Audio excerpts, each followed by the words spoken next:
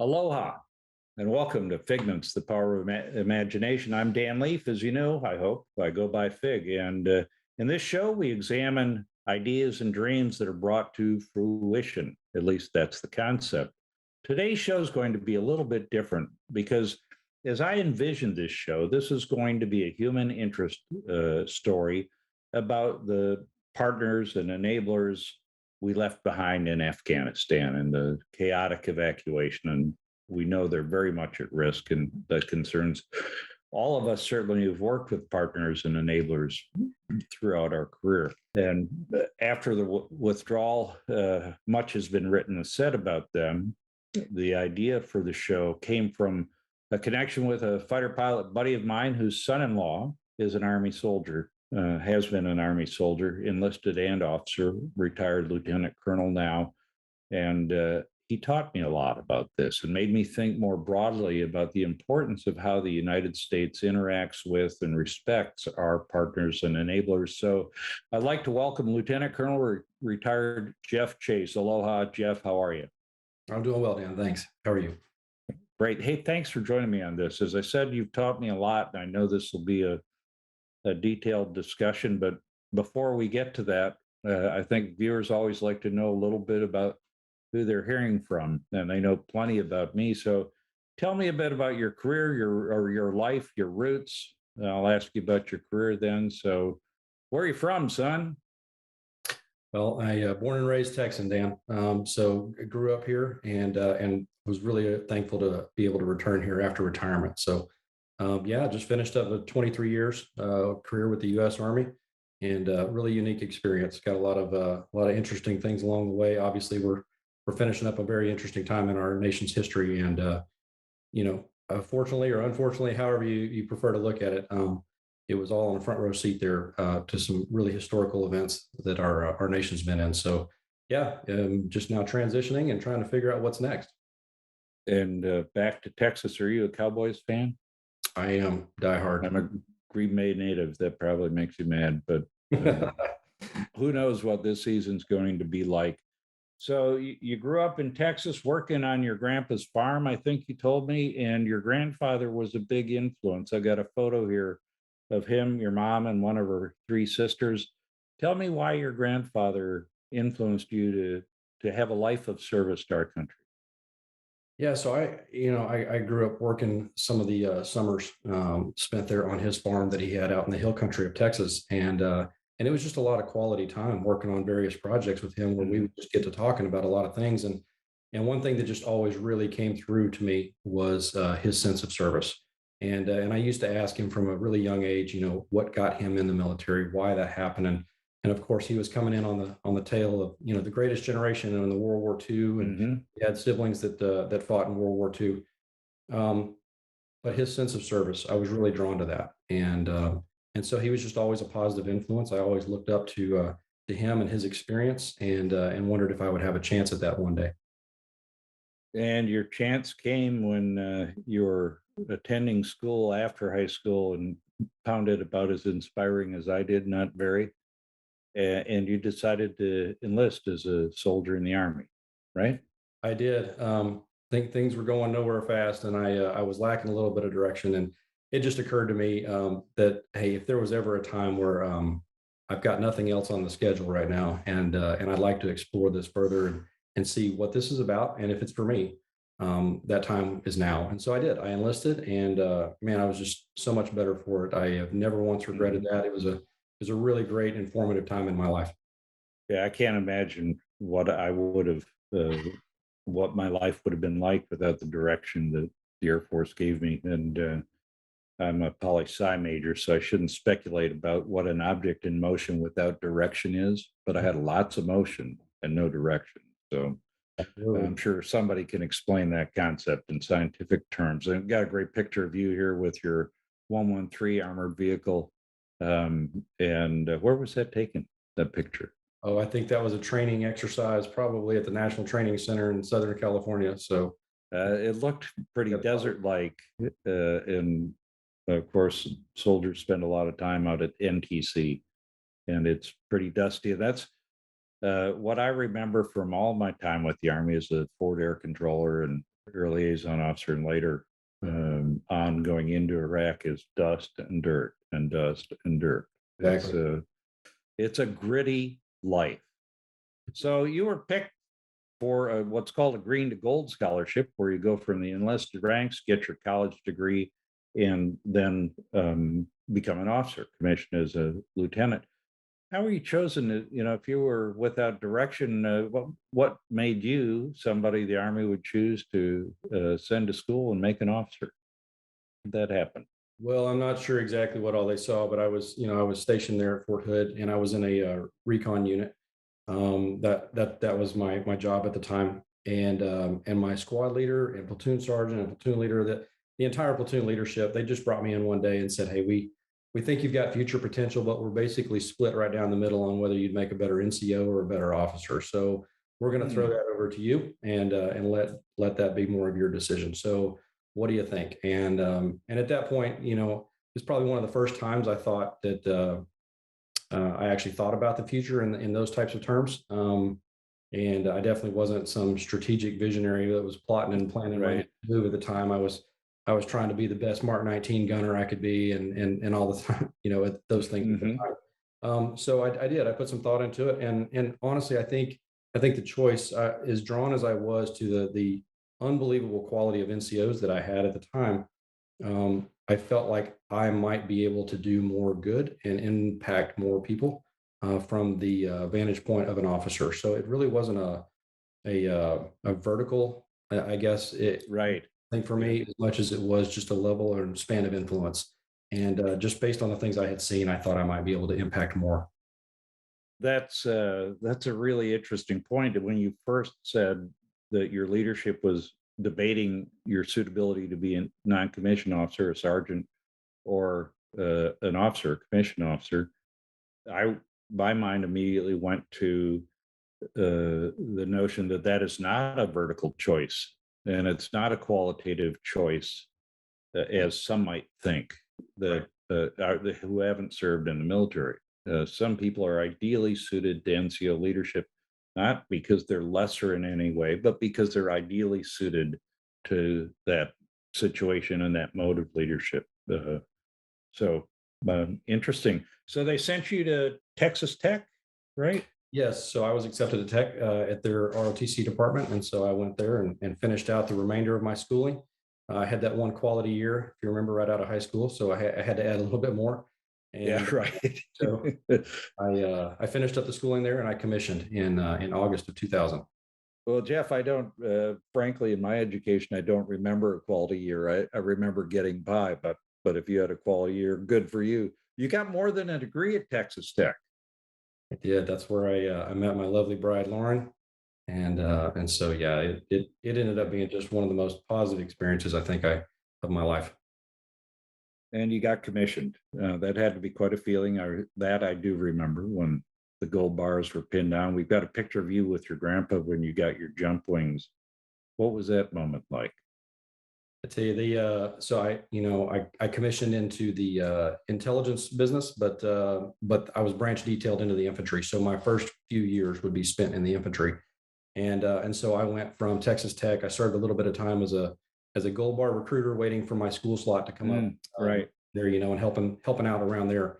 And then I went to Fort Benning, Georgia, and started the litany of schools that you go through to prep you for a career as an infantry officer. And airborne is just one of several. And my grandfather was airborne, and he and my mom actually drove down and were there when I made my final two jumps, and Oh, he wow. pinned his wings on me, and that was a really really special time that they got to actually watch me jump, and you could tell he always missed it, and there were some aspects that he was super happy to leave behind, and some aspects that he really missed.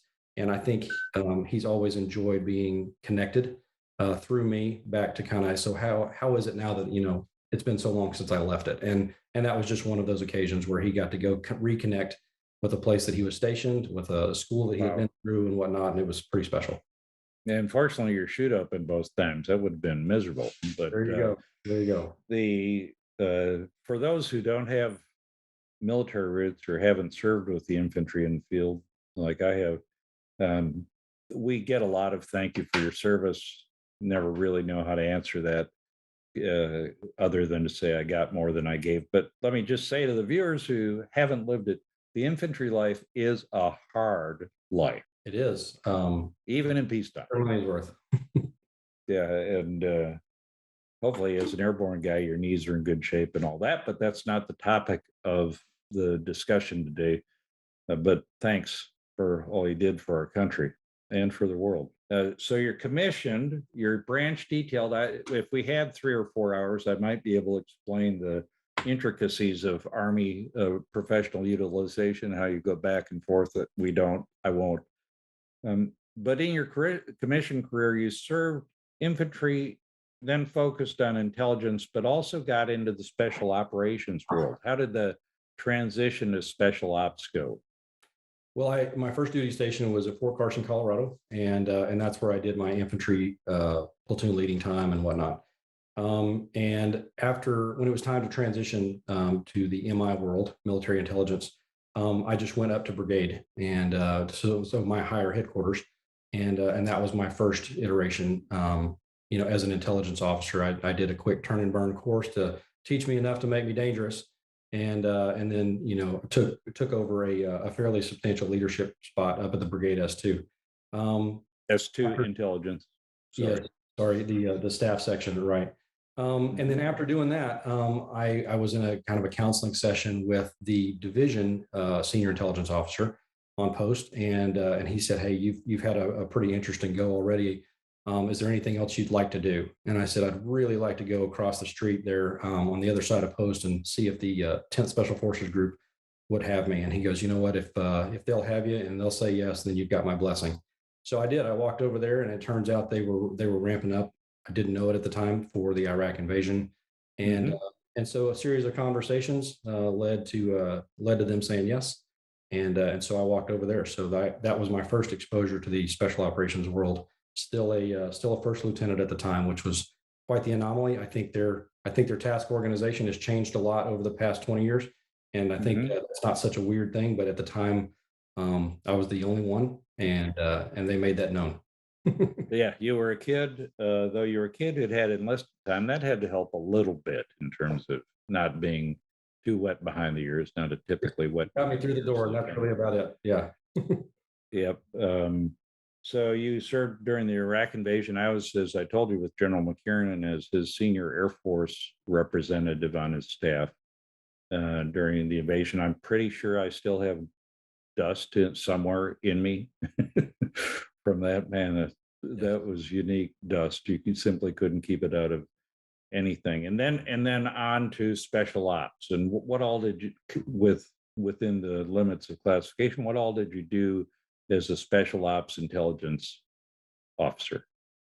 Well, really, that first couple of deployments with 10th Special Forces Group actually was it was part of the broader Task Force Viking, that whole Hmm. control of the North. So that was our area of responsibility, was to watch the northern half of Iraq.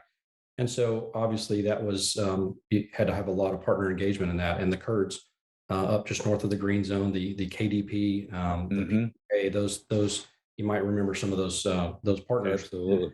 really got a front row seat to partner engagement. And hey, there's a lot more people on a battlefield than I realized, just from reading books and whatnot.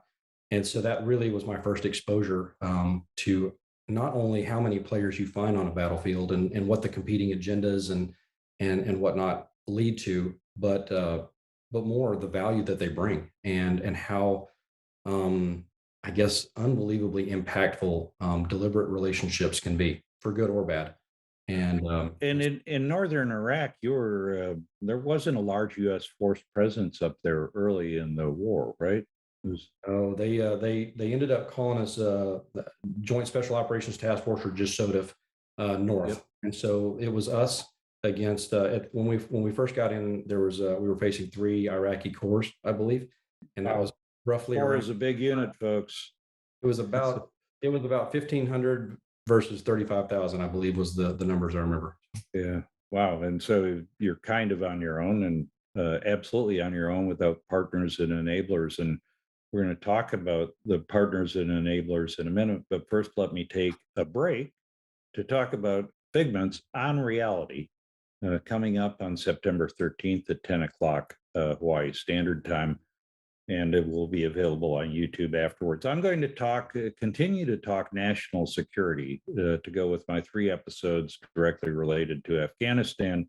I'm going to talk national security, the Washington problem. It will still be non-political, as I always am, but I think we've got a problem with the Washington National Security Community that can be addressed. So hopefully I'll offer a solution. So Jeff, back to our topic on partners and enablers and friends and colleagues, eventually they become at times. Uh, First of all, I've never flown a combat mission without partners because my combat missions were over Iraq, kind of limited, and then over Serbia, Kosovo, less limited, but always with not just U.S. Army and or Air Force and Army, Navy, Marine, aviation units involved, but also NATO or other coalition partners. So I didn't go to war without them. And in my work in the Pacific, I know that across this vast expanse, we don't do anything without attempting to build our partnerships. And right now, as a matter of fact, there are significant efforts to expand both the quantity and quality of our partnerships. And in my experience, we don't always fully respect our partners. We kind of treat them as add-ons. We have the typical American hubris, which is very dangerous. Uh, in your case, what did your partners and enablers do? Talk about what that means to be a partner or enabler to American forces in peace and war. Well, like you said, I don't think people have a full appreciation for just how much partner involvement just exists. And that can be on a training standpoint, that NTC rotation, there were partners there that, as that young Private Chase was seeing. Um, there are there are partners in every activity, period. And whether you realize it or not. And sometimes they're unilateral, within the US apparatus, but partner nations are just such a big part of what it is that we do. And I think one of the biggest values that they bring is a local or regional perspective, and it's just a lens that we're not familiar with. And the idea that we could go into a location, um, and understand the nuances, whether or not Mhm. you understand a language or not. I mean, if you think about the nuances of slang and dialects and cultural isms across various subregions, we can point to things like the Middle East. It's like, well, there's so many sub-regions. Asia. Middle East, yeah, Yeah. exactly.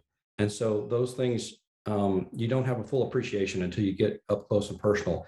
And then as you start to build those bonds, build those relationships with partners on the ground, you quickly see how important their opinion and their insight is. And so, yeah, I don't know of anything that I ever did that wasn't enabled by a partner in some direct or indirect way. So if you're getting that insight, and I had an interesting career or conversation with an active duty 4-star a couple weeks ago, talking about Afghanistan. And he said that one of the mistakes we made in Afghanistan was not understanding what the Afghans want. Mm. And that's one of the nuances of partner engagement. And if you simply treat it as what you get from your partners as data, you get maybe half the value. If you take it as insight and perspective that you don't share but have to appreciate and respect, then you might get more value from it. Would you agree with that assessment? I would, and I, in talking to a lot of junior officers, we've been doing this a long time. So you obviously, as you grow up and you get further along in the ranks and whatnot, there's a lot of people coming behind you that you want to instill some of these lessons that you've learned. And junior officers, junior NCOs, yeah, it didn't matter. Everybody that was ever sent to work with me, that's one of the first things you have to get through and make sure they have a better understanding for is this is that the partner perspective is not something that you have to put up with. It's not something that you have to Mm, endure. It's something that you have to appreciate and you have to put yourself in their shoes, or else what you find yourself doing is you're talking past competing definitions of success or competing definitions of time. and competing risk tolerances. And if you don't take the time to deliberately understand that lens, and ask the questions, I've never yet met a partner that did not want to have a meaningful discussion on how they could get closer aligned, in terms of, hey, this is the plan. How are we going to do this thing that we've been called to do? They all want to do that, and they can sense it when you feel like you're having to put up with them rather than fully appreciate their perspective. And it's easy to do at times because we tend to be the most technologically sophisticated. Sometimes we're um, taking a bit more risk. A story from the Serbia operate air campaign over Serbia was we had Afghan partners at my, or I'm sorry, NATO partners at my base, and their national leadership wouldn't let them fly offensive sorties or would only let them fly patrol sorties, combat air patrol, and not engage targets directly. Um, they were still an important contribution because those are combat air patrols we didn't have to fill. And it was easy, it could have been easy to disrespect them because they weren't getting shot at, frankly, which is a big discriminator in combat, who's getting shot at and who's not. Wasn't their fault. And even if they had chosen at the squadron level to do it, they're still contributing, and it is what it is. And frankly, one of the best perspectives they had was that they were Europeans and we were fighting in Europe. And I don't Right. know if you noticed, but I'm not a European. And so it can be easy to default to sort of a condescending view of others who aren't doing the same things you're doing, and that's at your own peril, it seems to me. How important are partners and enablers to our missions? You said they're always there. Would you, on a 10 scale, where would you rate partner uh, enablement, engagement? Easily a 9.5. I mean, they Yeah. you can't do things without them. So everywhere that you go, everything that we're going to do, you have to have somebody's permission. You have to have somebody's concurrence. Um, and if it's a location that you don't have that or you don't need it, that means really bad things are about to happen. I mean, you are in all out conflict if you are violating those rules. So if you think about, Hmm. hey, I'm going to go to a different geographic place on Earth and do this thing. There's a lot of phone calls that are going to need to be made to make sure that people understand, number one, that we can protect our own forces.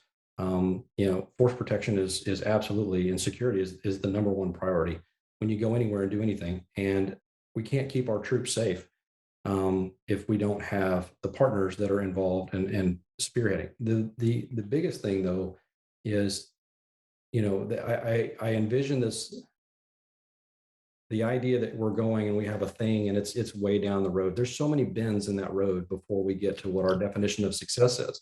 And really, I Right. think the partners just provide that critical look around the next bend when we don't even realize there's a bend in the road coming up. It's like we can only see with our technology or our defense budgets or whatnot, there's only so much that we can see without the enablement of a no kidding local perspective. And they help us see around those corners and they A- help us anticipate problems that we would have never realized that we were about to have. And you can't understand, you can't make a good determination of success, as you said earlier, if you don't understand what their notion of success was. And Right. as we got ready for this, we spoke about time. Um, our presence, especially in combat operations, but folks, let me tell you that the same concepts we're talking about are just as true for humanitarian assistance and disaster relief or any other in military endeavor around the world. That it doesn't have to be when the bullets are flying, but that notion of time, we're temporary. We see an end. Our Afghan friends right now don't have an end, and what's ahead doesn't look good for our partners and enablers. They're going to be stuck with whatever we leave. And if our definition of success is stops on date certain, that's not their success, even if they're compatible. Agree? I do, and we have to remember that we aren't all of the vote. We get one vote of many, and you know this all too well, Dan. It, the idea that what we do and that decision, um, the decisions that we make within our perspective and our agendas and our definitions, the idea that it doesn't affect the partners and the ripples in the pond go in all directions, that it doesn't affect other people, it's just wrong, and it does affect our partners, and we have to make sure that that's the collaborative nature of the discussions that got us to the event and made us successful to whatever varying degree. We have to remember that same level of collaboration is absolutely critical when we're going to figure out how to end it, terminate it, stall it, change its name, Hmm. reclassify it, whatever it Yeah. is. However, the dismount, how do we get off this bull after 8 seconds? It's a group discussion. It's a team sport, and I'm just seeing a concerning trend that we're not necessarily respecting the team sportness at that those final stages, and it's really going to affect us long term if we don't watch that. Because it is because partnering is something that we typically have done better than other nations. And we can't do everything ourselves. We ought not seek to do everything ourselves because it's impossible. So that would be that would be a fool's errand. But when we compare ourselves to other powers like China and Russia, we have generally been good at partnerships, and if we lose that advantage, we'll have a more difficult time being a force for good, which I really believe, despite the terrible events of the last few weeks, we continue to seek to be. We don't always do it. Jeff, I'd like to talk about one other element of this partnership that you mentioned earlier, and that's language. Uh, I speak one language. I can get by. I can be cordial in several others of places I've served generally. But I think there's a natural bias to be dismissive of people whose English isn't perfect when you're a native English speaker. And it's hard work to communicate with partners and enablers when you don't share a common original language, first language. How important do you think it is to work through the difficulty of translation, understanding, truly understanding, not just translating? How key is language in all of this? I don't think it can be overstated the importance of it. I mean, some of those most critical early victories in the Iraq invasion, rather, they were decided on languages that we didn't realize that we had. But you get there and you think you're going to go in and hey, we need this type of linguist for this type of dialect, and you get there and realize actually the guys we need to partner with, they actually speak a little something different. And then Right. I figure out, okay, so between the two of us here, what do we have? And so I'll just say that that was a little surprising. What languages ended up being used for planning a lot of those initial operations, but it can't be overstated. I mean, and that I think a lot of people have made that. I was at a conference one time with Heckman Karzai, and he was commenting on that exact thing, and he was very underwhelmed at this conference at that point in the war. This was probably '08, '09 ish, with the lack of investment in language that he saw from his U.S. counterparts, from primarily the diplomatic level. But Interesting. yeah, Yeah, it's important. It's time consuming, and as you know, in combat, there is nothing more precious than time. It's always compressed, and you're on the clock, but you can't there the, you can't take a shortcut with language and understanding. And in air combat, we used to have a cliche: take your time and get there faster. And if you've got to do that with language. And speaking of time, holy cow, this went by quick. And I really appreciate your insight. Got a nice picture of you and your bride being pinned on Lieutenant Colonel. I think that's a Washington Monument behind me, if my or behind you, if my landmark recognition is correct. So again, I want to thank you for your insight. I wish we had more time. Perhaps we'll talk again some other time. I'm sure we will. But it's been very helpful, Jeff. So thanks for your service and thanks for teaching me. thanks for having me, Dan. This has been a lot of fun. You bet. And note he's in the Army, so he calls me Dan. Nobody in the Air Force calls me Fig. They're a little more formal than we are. So, reminder, folks, Figments on Reality, National Security, the Washington Problem, coming up on September 13th at 10 o'clock Hawaii Standard Time. I'd like to thank Think Tech Hawaii for being the platform for these shows. Like me, they're a nonprofit. We don't do this for money. We're citizen journalists, and we'd appreciate your support of Think Tech Hawaii if you'd like to donate. But also check out their website because they have shows about everything. You'll find a lot interesting there from other citizen journalists. So thanks for watching Figments, the Power of Imagination. Aloha.